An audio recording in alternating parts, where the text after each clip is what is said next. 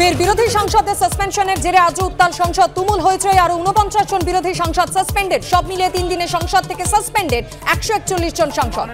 Anarchy being there inside the parliament. Writing the obituaries for parliamentary democracy. একদলীয় শাসন ব্যবস্থা কায়েম করার চেষ্টা। তারা যাচ্ছেন, সাসপেন্ড হয়েছেন, তারা আর কোনোদিন পার্লামেন্টে ঢুকতে পারবেন না। সংসদে তুমুল হয়েছে। বারবার মুলতবি লোকসভা রাজ্যসভার অধিবেশন। গান্ধী মূর্তির সামনে একজোট প্রতিবাদ বিরোধীদের। তৃণমূল সাংসদদের সঙ্গে শামিল রাহুলও। বিরোধী সাংসদদের সাসপেনশনের প্রতিবাদে সংসদ চত্বরে নকল অধিবেশন। রাজ্যসভার চেয়ারম্যানকে নকল কল্যাণ বন্দ্যোপাধ্যায়ের। অত্যন্ত লজ্জাজনক। রাজ্যসভায় কড়া সমালোচনা ধনকরের।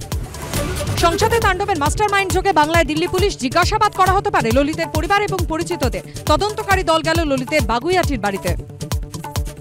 উদ্বেগ বাড়াচ্ছে করোনা। কেরলে একদিনে আক্রান্ত 111, মৃত 1। মুম্বাইতে আক্রান্ত 13। কর্ণাটকে ষাটোর্ধ্বদের মাস্ক বাধ্যতামূলক। নতুন গাইডলাইন দিয়ে স্বাস্থ্য সচিবদের চিঠি কেন্দ্রের। আজ স্বাস্থ্য ভবনে বৈঠক।